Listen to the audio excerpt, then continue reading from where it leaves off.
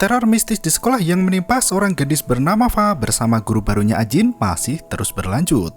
Saat Fa dan Ajin mulai menyelidiki sumber permasalahan yang terjadi, mereka bertemu dengan sosok misterius bertopeng kaca. Tanpa disadari, sosok tersebut sudah merencanakan sesuatu yang lebih jahat dan berbahaya. Kini, nyawa Fa sedang dalam incaran. Mampukah mereka berdua menghentikan teror yang melanda semakin hebat? Berikut ceritanya.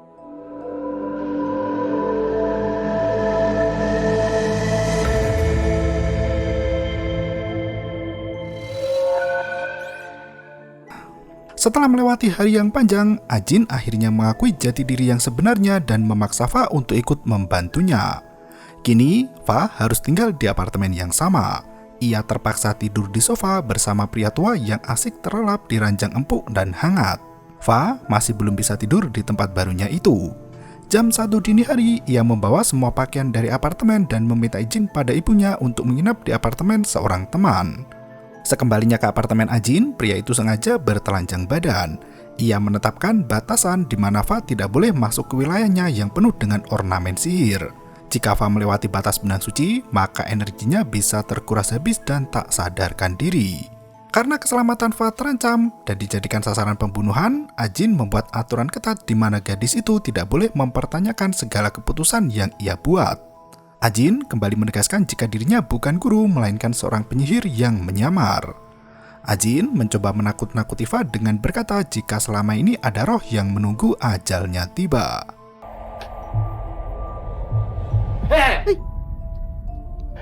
Fa yang masih belum bisa tidur jam 3 malam memilih untuk keluar ke balkon kamar yang penuh dengan buku astrologi.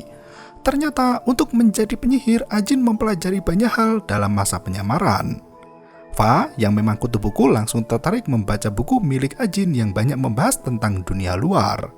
Pagi harinya, Ajin menemukan Fa tertidur di kursi balkon dengan berbagai macam buku yang sudah selesai dibaca. Pria itu langsung membangunkan Fa agar tidak terlambat ke sekolah. Dan film pun dimulai. Mereka berdua naik motor berboncengan dan turun di belakang gedung sekolah. Ajin memaksa Fa untuk berjalan kaki ke sekolah karena ia tak mau ada gosip murahan yang membahas kedekatan mereka seperti pasangan kekasih. Sebelum Fa pergi, Ajin memakaikan kalung yang merupakan jimat pelindung. Ia menegaskan jika gedung sekolah itu adalah tempat yang paling berbahaya untuk Fa. Ia tak mau gadis SMA itu mati sebelum pelaku sihir dihentikan. Dari kejauhan, teman sekelas Fa memergoki mereka berdua dan langsung memotret momen berharga itu. Sesampainya di dalam kelas, Fa langsung diinterogasi teman-temannya. Mereka memaksa Fa untuk mengakui hubungan spesialnya dengan guru baru yang masih muda itu. Kao bahkan menuduh Fa berbuat curang agar nilainya tetap tinggi di sekolah. Fa tak bisa menjawab semua pertanyaan itu, apalagi mereka menunjukkan foto yang diambil pagi tadi. Seketika itu, Ajin masuk ke dalam kelas dan berkata jika ia adalah paman dari Farinda. Ia sengaja menyembunyikan hubungan kekeluargaan itu agar bisa tetap objektif dan tidak dituduh pilih kasih. Ajin memberikan kotak makan pada Fa dan memanggilnya sebagai ponakan untuk meyakinkan siswa lainnya.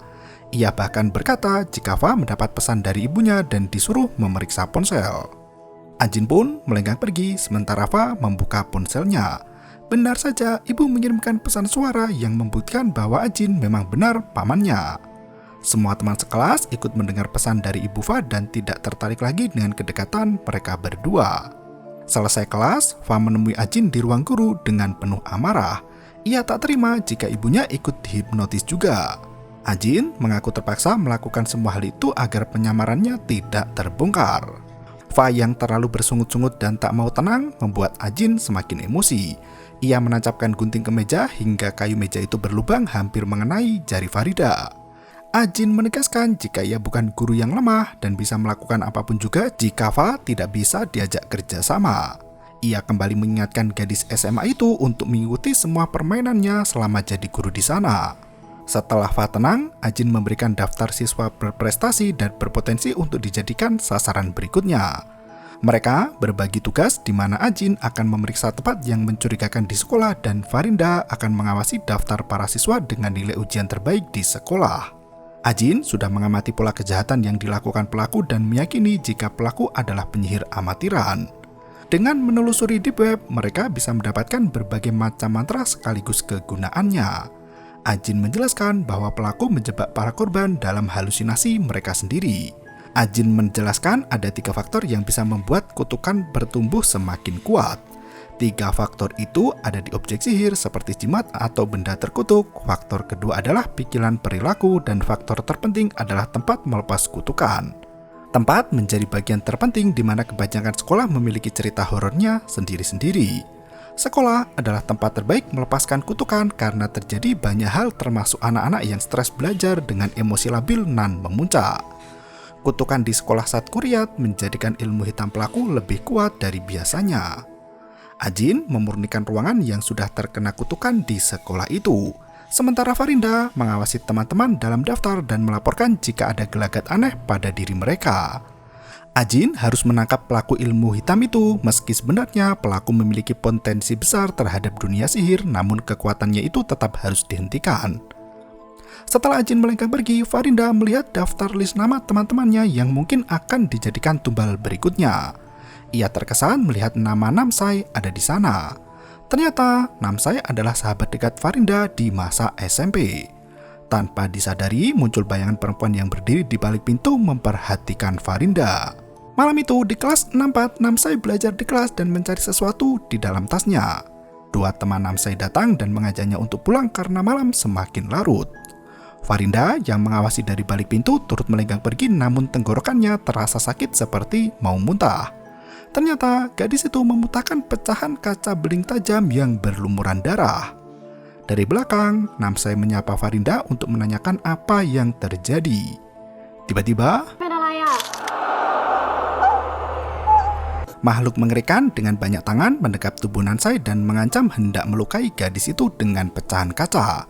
Namsai berteriak minta tolong di mana pecahan kaca tajam sudah mengarah tepat ke bola matanya. Farinda terbangun dari mimpi buruk itu di mana ia masih berada di dalam kelas sendirian.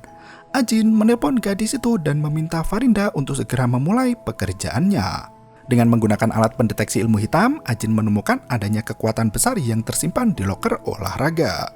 Saat ia membuka loker itu, sebuah boneka jerami voodoo tersimpan di sana. Ajin mengambil boneka jerami itu, namun getaran energi yang terlalu kuat membuat ruang olahraga diterjang gempa. Ajin langsung melakukan ritual untuk menghancurkan kutukan dalam boneka jerami itu. Sementara di tempat lain, Farinda memberanikan diri menelpon Namsai untuk menanyakan kabar. Gadis itu berbohong pada Farinda dan mengatakan jika dirinya sudah berada di rumah. Farinda juga bisa mendengar suara teman-temannya dan meyakini jika Namsai masih berada di lingkungan sekolah. Namsai bercerita jika ia mendapat surat dari seseorang misterius yang meminta bertemu sepulang sekolah di ruang musik. Namsai sudah berada di depan ruang N itu untuk menemui orang tersebut. Farinda teringat dengan peta yang dibuat Ajin di mana ruang musik termasuk salah satu yang paling berbahaya. Ia memperingatkan Namsai untuk tidak memasuki ruangan itu. Namsai sama sekali tak peduli dengan peringatan dari Farinda dan menutup teleponnya. Sekelebat bayangan melintas di luar jendela membuat Fa terkejut melihatnya. Di waktu yang sama, Namsai sudah masuk ke dalam ruang musik sementara Farinda berlari menyusulnya. Sesampainya di dalam ruang musik yang gelap, sosok wanita berambut panjang melayang tepat di atas kepala Namsai. Farinda berlari ke ruang musik yang berantakan dan bernoda darah. Ia menyalakan saklar listrik ruangan itu hingga tiba-tiba mendengar teriakan Namsai, Farinda lari menghampirinya dan Fa memeluk sahabatnya yang meringkuk ketakutan mengira patung itu adalah manusia. Ajin menyusul ke ruang musik di mana bayangan seorang wanita misterius mengikuti dari belakang. Gadis itu lari pergi saat Ajin menoleh ke arahnya.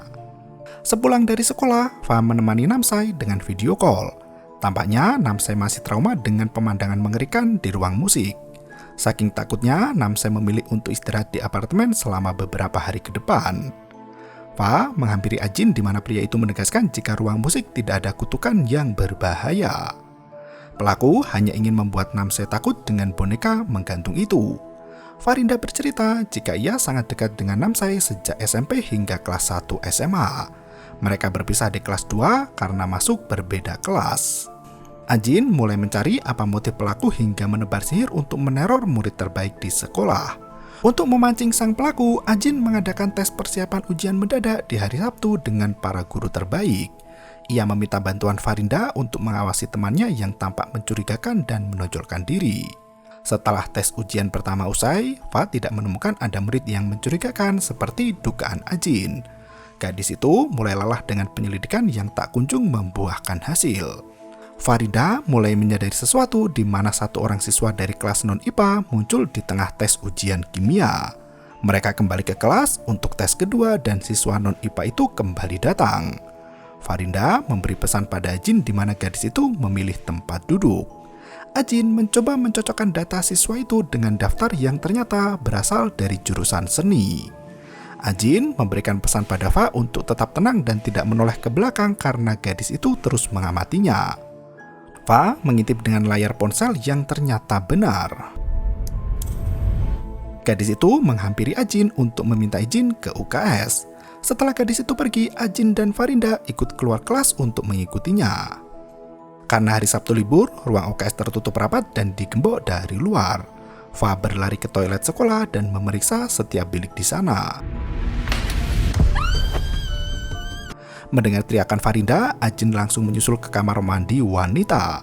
Gadis itu meminta Fa untuk tetap diam dan ternyata gadis bernama Yiwa itu menuduh Ajin sebagai orang mesum yang gemar mengintip gadis SMA di kamar mandi. Yiwa adalah ketua klub pecinta alam gaib yang anggotanya hanya satu orang, yaitu dirinya sendiri. Yiwa meminta maaf karena menyerang guru biologi pengganti itu. Fa jadi berteman dengan Yiwa dan mencari tahu tentang hal gaib dari gadis itu.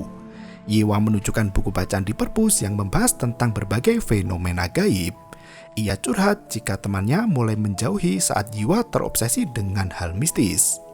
Berbeda dengan Farinda yang justru tertarik untuk mempelajarinya. Farinda bercerita jika kejadian aneh yang menimpa sekolah disebabkan oleh seorang siswa yang mempraktekkan ilmu hitam. Di waktu yang sama, Ajin masih berusaha menghancurkan kutukan yang tertanam di setiap sudut sekolah. Ia memurnikan ruang auditorium. Ajin menemukan simbol sihir yang sama dengan cermin di laci meja Farinda. Ternyata letak ruangan terkutuk itu membentuk simbol sihir yang sangat berbahaya. Simbol itu bermuara di hutan yang terletak di belakang gedung sekolah. Ajin langsung lari menuju ke pusat sihir berada. Sementara itu, Yiwa masih bercerita panjang lebar tentang angan-angannya untuk melihat penyihir yang berjalan melayang di udara. Yiwa berkata jika ia meyakini Pak Ajin adalah enigma. Farinda terlihat kebingungan dan bertanya apa itu enigma. Tiba-tiba, Yiwa terjungkal dengan tubuh kaku dan kejang-kejang hingga memutahkan cairan kuning dari mulutnya. Saat Farinda panik meminta bantuan, Ajin berlari menuju hutan di mana ada bekas kolam renang terbengkalai di sana. Beberapa siswa yang mengikuti tes lanjutan tiba-tiba diserang oleh kejadian tak masuk akal. Setelah seekor burung menabrak jendela ruang kelas, Kao dan beberapa siswa lainnya memuntahkan cairan kehitaman. Sosok misterius bertopeng kaca kembali melancarkan aksinya dan membersihkan darah dari tangannya. Di samping kolam renang itu, Ajin menemukan simbol sihir besar yang membalut pohon tua. Saat ia hendak membaca mantra penghancur sihir, terdengar pengumuman dari gedung sekolah yang mengimbau para siswa untuk mengevakuasi diri. Semua siswa yang mengikuti persiapan ujian pun lari keluar gedung dan berpapasan dengan sosok misterius bertopeng kaca. Ajin menemukan patung dengan kain warna-warni di atasnya. Ia membuka kain itu dan menemukan pagar kuno yang bertanya apakah Ajin masih mencari enigma. Seketika itu, melihat kondisi Yiwa yang tak membaik, Fa memberikan kalung pelindung di lehernya untuk Yiwa. Tak berselang lama, gadis itu mulai tenang dan jatuh pingsan. Sementara itu, Farinda terkena kutukan hingga muntah cairan kemerahan. Tak berselang lama, situasi mulai membaik di mana Ajin berhasil mengendalikan alam untuk kembali cerah. Sosok misterius bertopeng kaca muncul di belakang Farinda hingga gadis itu mengikutinya. Farinda menelpon Ajin dan berkata jika ia menemukan seseorang yang mencurigakan. Gadis itu masuk ke ruang seni dan Farinda ikut masuk ke dalam. Seketika itu, suasana siang berubah menjadi malam hanya dalam sekejap mata. Ajin meminta Farinda untuk tetap fokus karena gadis itu sudah dibutakan oleh mantra. Farinda sama sekali tak bisa melihat siapapun di ruangan itu, padahal gadis misterius berdiri tepat di sampingnya. Ternyata pelaku ilmu hitam yang selama ini melancarkan aksi berbahaya itu adalah sahabat Farinda sendiri, yaitu Namsai. Dan film pun bersambung.